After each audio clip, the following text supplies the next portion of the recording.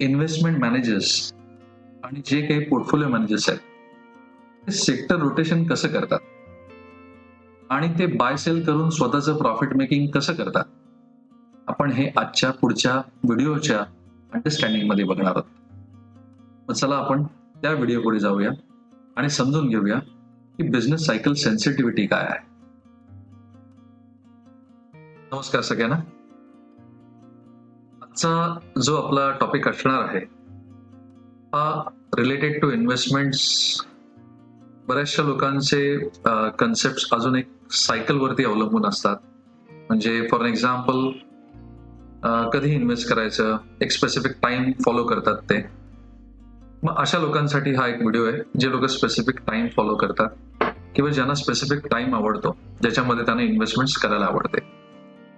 मग आजचा जो टॉपिक आहे तो आहे बिझनेस सायकल सेन्सिटिव्हिटी. म्हणजे एक्झॅक्टली पर्टिक्युलर मंथ्समध्ये बिझनेसवरती होणारा परिणाम आणि त्याचे जे आउटकम्स आहेत किंवा त्याचा जो रिझल्ट आहे डिपेंड्स ऑन दॅट. तुमच्या आणि माझ्यासारखी किंवा कोणीही असा कॉमन मॅन इन्व्हेस्टमेंट करत असतो. Depends on the cyclical industry analysis.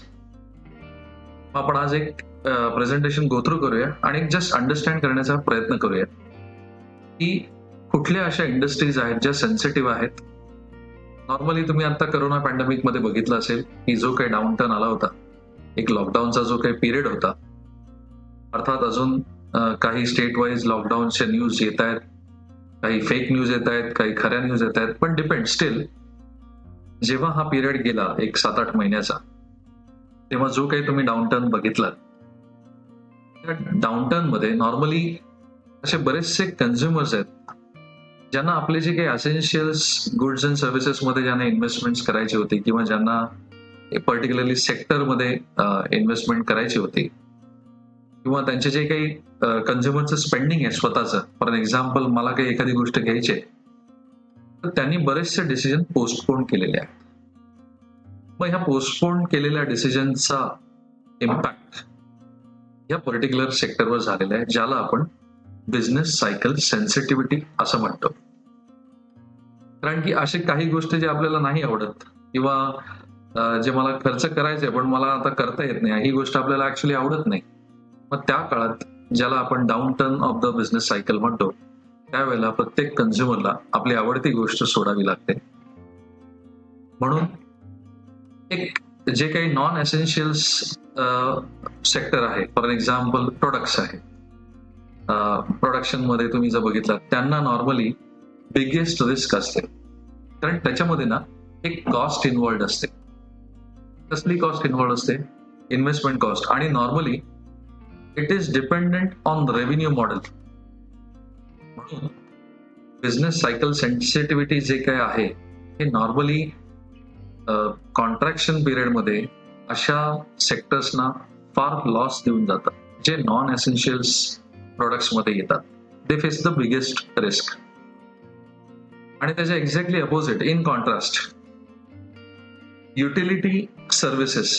Say for example बरेचशे लोकांचे लॉकडाऊन झाले, वेदर इकॉनॉमिक कंडिशन्स खूप बॅड झाल्या, कोरोना पॅन्डेमिक आला, पण युटिलिटी सेगमेंट स्पेशली आज अर्थातच लॉकडाऊन मध्ये सुद्धा लोकांना लाईट बिल सुद्धा भरावीच लागली. मला एक उदाहरण जे द्यायचं होतं त्याचं मी तुम्हाला उदाहरण एक सेक्टोरियल मध्ये मी तुम्हाला सांगतो. Power sector for example, utility tend to weather economic storms much better way. म्हणजे जे काही इकॉनॉमिक स्टॉर्म्स येतात त्या इकॉनॉमिक स्टॉर्म्स मध्ये हे युटिलिटी सेगमेंट चांगले आउट परफॉर्म करून जातात. कितीही बॅड टाइम्स असो किंवा कितीही वर्स्ट टाइम असो, ते find the way. For example आपल्याला हे आता बघायचं आहे की फेजेस कशा आहेत, बिझनेसच्या सायकलच्या फेजेस कशा आहेत. मग पहिली आपण एक फेज जाणून घेऊया, त्याला आपण एक्सपान्शनरी फेज म्हणतो, ज्याच्यामध्ये प्रोडक्टिव्हिटी वाढते. प्रोडक्टिव्हिटी वाढते अर्थातच ग्रोथ वाढते आणि अनएम्प्लॉयमेंट जी असते नॉर्मली ती श्रिंक होते, आवळली जाते. त्याला आळा बसतो अनएम्प्लॉयमेंटला. या फेजला आपण एक्सपान्शनरी फेज असं म्हणतो बिझनेस सायकल सेन्सिटिव्हिटी मध्ये. ड्युरिंग ह्या फेजेसमध्ये एम्प्लॉई जे असतात, for example employee during this phase and their investment portfolio सुद्धा तुम्हाला त्यांचे वाढलेले दिसतील, कारण ग्रोथ आहे, मग त्याच्यामध्ये डेफिनेटली तुम्हाला वाढ दिसणार आहे एक्सपान्शनरी फेजमध्ये. मग आपण असंच स्टेप बाय स्टेप पुढच्या काही बिझनेस सायकल सेन्सिटिव्हिटीच्या स्लाइड्स आपण बघणार आहोत, जेणेकरून तुम्ही जेव्हा इन्व्हेस्टमेंट कराल तेव्हा कुठल्या टाइमावर तुम्हाला इन्व्हेस्टमेंट केली पाहिजे हे तुम्हाला सिक्लिकल बिझनेस अनालिसिस वरनं तुम्ही एक पर्टिक्युलर सेक्टर घेऊन माहिती करून त्या सेक्टरमध्ये सुद्धा इन्व्हेस्ट करू शकता. अर्थात मी असं समजतो की तुम्हाला बाकीचं थोडंफार नॉलेज असेल, कसलं की फायनान्शियल स्टॅबिलिटी कंपनीची कशी आहे, मॅनेजमेंट कमिटी टीम कशी आहे, रेव्हेन्यू सेल्स त्यांचा पास्ट हिस्ट्री कसा होता, डिव्हिडंड्स इन्कम त्यांचे कसे होते, म्हणजे ह्या सगळ्या गोष्टी. मग आपण नेक्स्ट टॉपिक कडे जाऊया आणि बघूया बिझनेस सायकल सेन्सिटिव्हिटी फेज 2. मग इथे मी एक ग्राफ तुम्हाला माहितीसाठी दाखवले. नॉर्मली एक्सपान्शन झाल्यानंतर जी फेज येते त्याला आपण पीक फेज असं म्हणतो. नॉर्मली ऍट दिस पॉइंट जी काही इकॉनॉमी आहे आपली ती एक मॅक्झिमम रीचला गेलेली असते. म्हणजे आता प्रश्न असतो त्याच्या सस्टेनेबिलिटीचा आणि त्या पीकचा. नॉर्मली अशा स्टेजेस नंतरच कॉन्ट्रॅक्शनरी फेजेस येतात. म्हणजे काय की बाबा डिस्क्रिशनरी इन्कम जे आहे ते ड्युरिंग कॉन्ट्रॅक्शनला पडतं खाली, असं आपण गृहीत धरतो या फेजेसमध्ये. कारण जसजसा पीक असतो तसतशी इकॉनॉमीची ग्रोथ असते, तसतसा पीक खूप चांगला असतो. पण मी तुम्हाला सांगितलेल्याप्रमाणे कुठलीही गोष्ट एका सस्टेन पीकवर जाऊन ती सस्टेन करणं फार अवघड आहे, कारण त्याच्यानंतर हे सायकल्सच आहेत बिझनेसचे जे बिझनेसला एफेक्ट करतात वेगवेगळ्या तऱ्हेने. उदाहरणार्थ जर मी तुम्हाला सांगायचं झालं तर इंटरेस्ट रेट्स, नुसत्या एका इंटरेस्ट रेटच्या उतरण्याने किंवा चढण्याने अख्ख्या बिझनेसवरती त्याचा काय परिणाम पडतो हे तुम्ही बघितलं असालच. कारण की त्यांचं कॉस्ट ऑफ ऍक्विजिशन म्हणा किंवा कॉस्ट ऑफ लोन म्हणा, जे काही फायनान्सिंग ते करतायत, रॉ मटेरियल कॉस्ट म्हणा, ही त्यांना महागच असणार आहे किंवा त्यांची वाढतीच असणार आहे आणि त्याच्याप्रमाणे तुमच्या प्राइसेस सुद्धा इन्फ्लेशनरी कर्व कडे असणार आहेत. म्हणजे पीक टाइमची मी गोष्ट करतोय, पण तो पीक टाइम किती असतो, एक स्पेसिफिक टाइम पर्यंत असतो आणि त्याच्यानंतर जी फेज येते त्याला आपण कॉन्ट्रॅक्शन फेज असं म्हणतो. आणि नॉर्मली ह्या फेजेसमध्ये लोकांनी तुम्ही जर F&O सेगमेंट बघितलं असेल किंवा ज्याला आपण फ्युचर्स आणि ऑप्शन्स म्हणतो, याचं जर तुम्हाला नॉलेज असेल तर ज्याला आपण हेजिंग म्हणतो म्हणजे रिस्क मॅनेजमेंट, नॉर्मली अशा पिरियडमध्ये खूप चांगल्या प्रकारे तुम्हाला रिस्क मॅनेजमेंट सुद्धा करता येऊ शकतं जर तुमचा अभ्यास ह्या गोष्टींमध्ये दांडगा असेल तर. नॉर्मली कारण कॉन्ट्रॅक्शन पिरियडमध्ये करेक्शन तुम्हाला जास्ती बघायला मिळते, कारण की जी प्रोडक्टिव्हिटी आहे ती कमी झालेली असते, अनएम्प्लॉयमेंट परत वाढलेली असते आणि रिसेशनकडे थोडी वाटचाल थोडी असते. नॉर्मली असं रिसेशन येतं आणि त्याच्यानंतर जी काही एक रिकव्हरी येते त्याला फुल ग्रोथ आपण असं म्हणू शकतो, परत नवीन बूम सायकल आणि दिस सायकल कंटिन्यूस. मग तुम्हाला मी इथे एक ग्राफ जो दाखवलेला आहे तो जो GDP वर्सेस टाइम दिलेला आहे. अप अँड डाऊन तुम्हाला मार्केट्समध्ये इन्व्हेस्टमेंट्स मध्ये तुम्हाला कायम होताना दिसतील, कायम. मग जो माणूस लॉंग टर्म स्वतः इन्व्हेस्टेड राहिलेला असेल त्याला खूप चांगले रिटर्न मिळतील. ज्याला स्वतःची रिस्क मॅनेज करता येत असेल थ्रू हेजिंग त्याला खूप अजून चांगले रिटर्न मिळतील आणि म्हणून तुम्ही हा अभ्यास करणं जास्ती गरजेचं आहे. जी काही फायनल फेज आहे इकॉनॉमीची, लास्ट फेज ज्याला आपण business cycle is trough. Normally या ट्रफ पिरियड मध्ये इकॉनॉमी जी फेज आहे ती बॉटम आउट होत असते आणि बॉटम आउट होऊन त्याच्यानंतर परत एक पॅटर्न फॉलो केला जातो त्या इकॉनॉमीला before starting a new cycle. मग हे 4 स्टेजेस जर तुम्हाला माहिती असतील आणि जर त्याच्याप्रमाणे तुम्ही गुंतवणूक करणार असाल, मी specially equity analysis, debt management किंवा इक्विटी आणि डेट कॉम्पोनंट्स मध्ये जर तुमची इन्व्हेस्टमेंट असेल, तर नॉर्मली तुम्ही अशी इन्व्हेस्टमेंट्स ह्या पिरियडमध्ये सिक्लिकल बिझनेस बघून करू शकता आणि रिस्क मॅनेजमेंट नक्की तुम्ही करू शकता. इंडेक्सेसचे पण करेक्शन्स ह्याच पिरियडमध्ये तुम्हाला जास्ती होताना मिळतील. म्हणजे कॉन्ट्रॅक्शन पिरियड्समध्ये तुम्हाला करेक्शन्स होताना दिसतील. जर तुम्ही स्टॅटिस्टिकल अनालिसिसचा भाग कधी केला असेल, म्हणजे तुम्हाला थोडी माहिती असेल,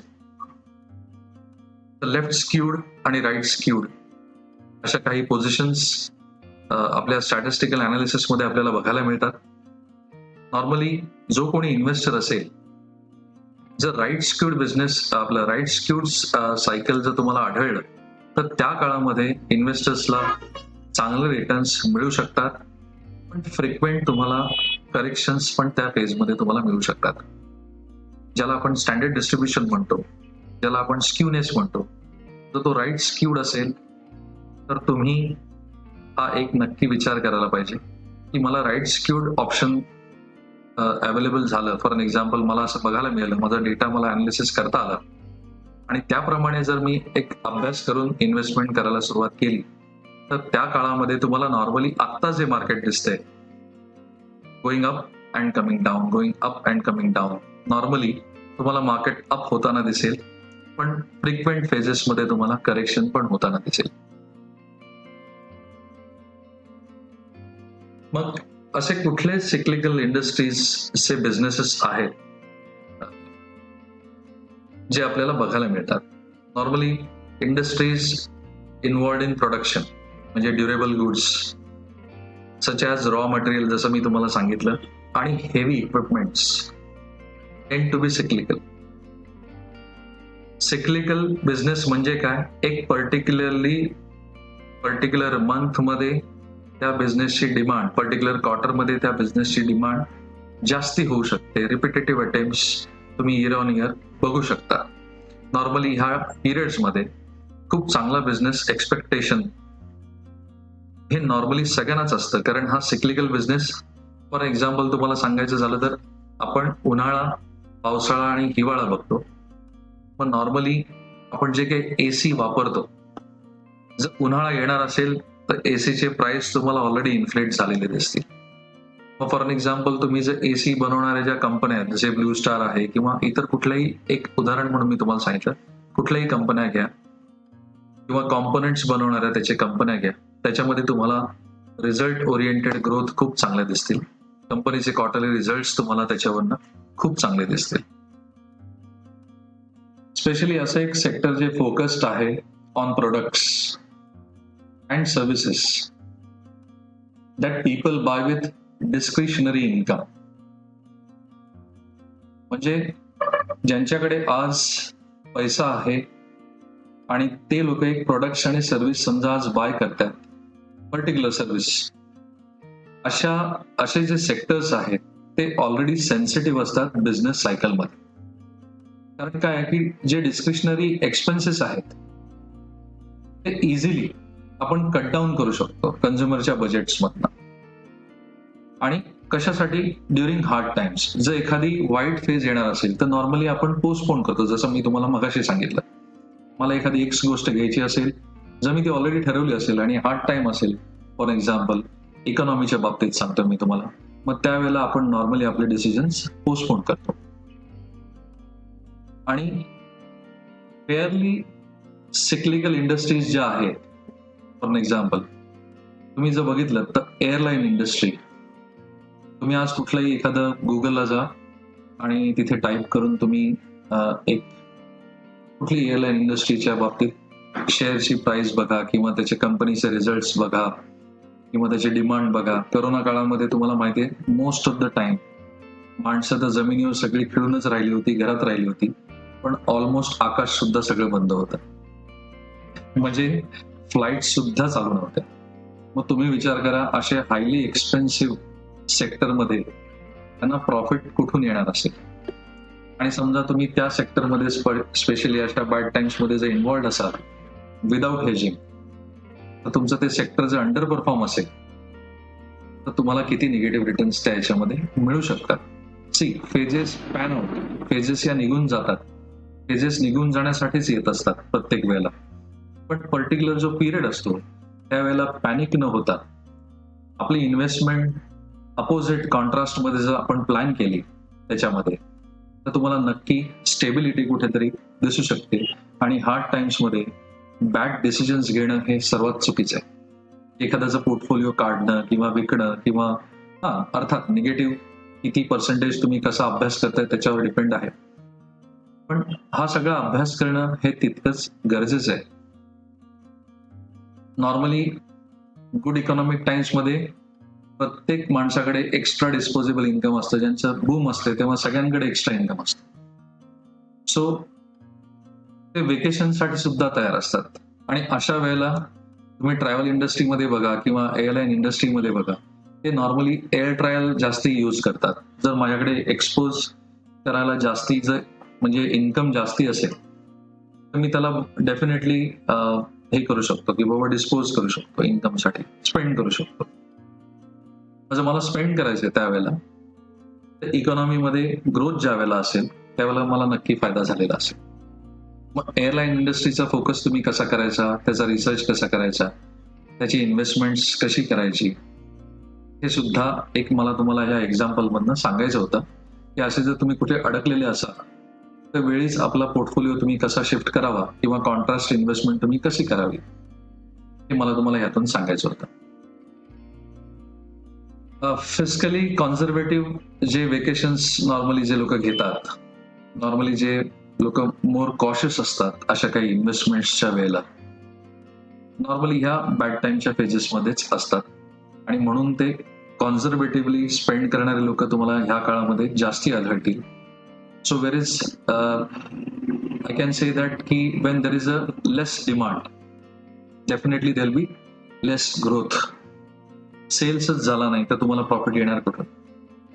त्यामुळे जो कोणी हा व्हिडिओ बघत असेल आणि त्याला सेक्टोरियल अनालिसिस नुसार जर इन्व्हेस्टमेंट करायची असेल तर त्याला हे बिझनेस सायकल अंडरस्टँड करणं हे तितकंच गरजेचं आहे. मग अशा कुठल्या कंपन्या आहेत ज्या कन्झ्युमर सिक्लिकल रिलेटेड आहेत? नॉर्मली ज्या प्रोड्यूस करतात काही ड्युरेबल आणि नॉन ड्युरेबल गोष्टी, ज्याला आपण कन्झ्युमर गुड्स असं म्हणतो, normally that are highly affected during this changes. म्हणजे बिझनेस सायकल जास्ती सर्वात सेन्सिटिव्ह कुठल्या सेक्टरसाठी आहे? Produce durable and non durable consumer goods. Most cyclical म्हणून मी इथे एक मेन्शन केलेलं आहे. Most cyclical stocks belongs to the companies that sell discretionary items. Consumer can afford to buy more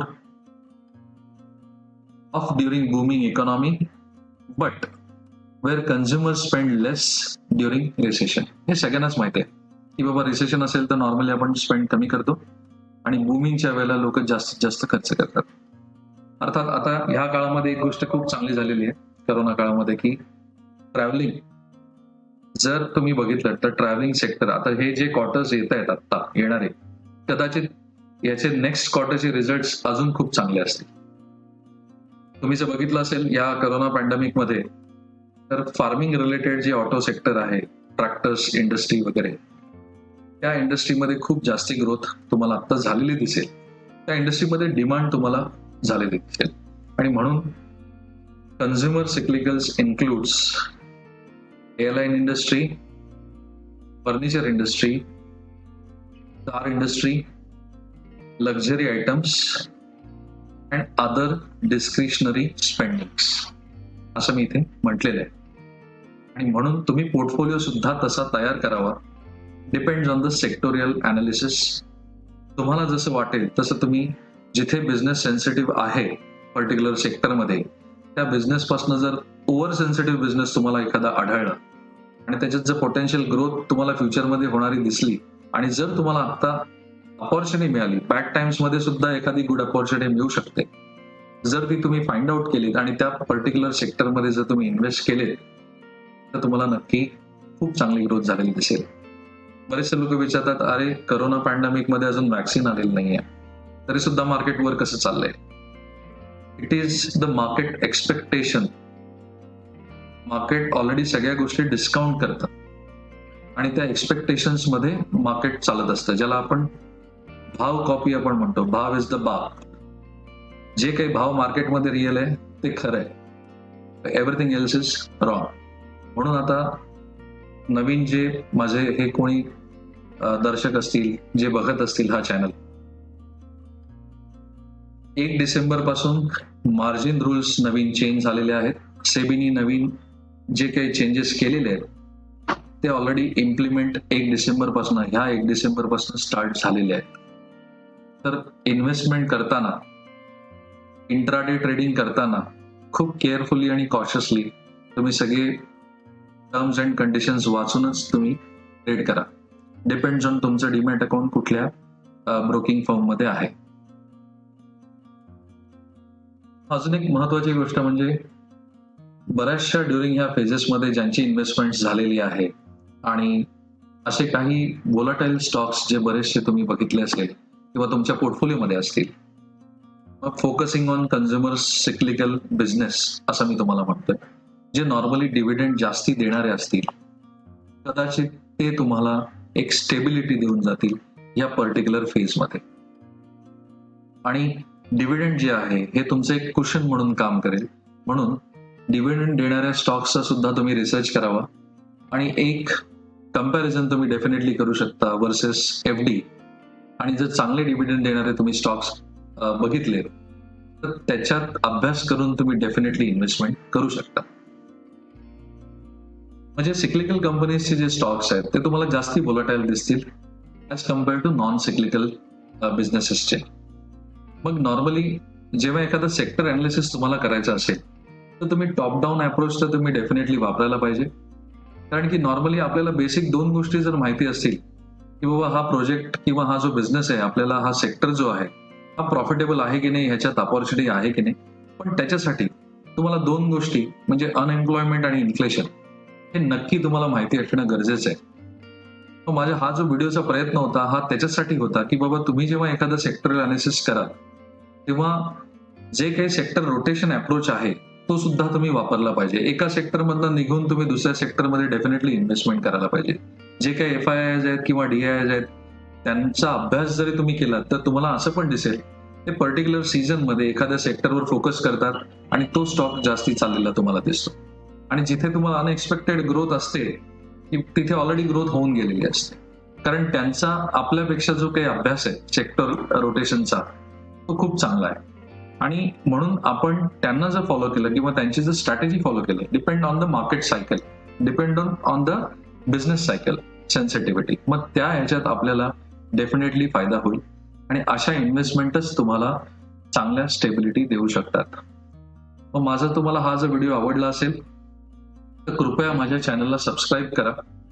तुम्ही ह्या व्हिडिओसाठी जे काही कमेंट्स आहेत तर तुम्ही स्पेशल विचारू शकता, कुठलेही प्रश्न मला तुम्ही विचारू शकता रिलेटेड टू दिस टॉपिक.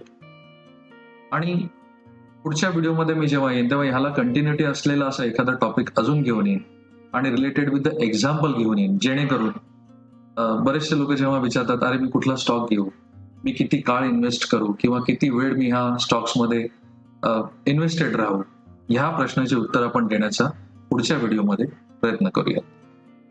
हा व्हिडिओ माझा इथेच थांबवतो आणि रजा घेतो. Thank you so much. धन्यवाद.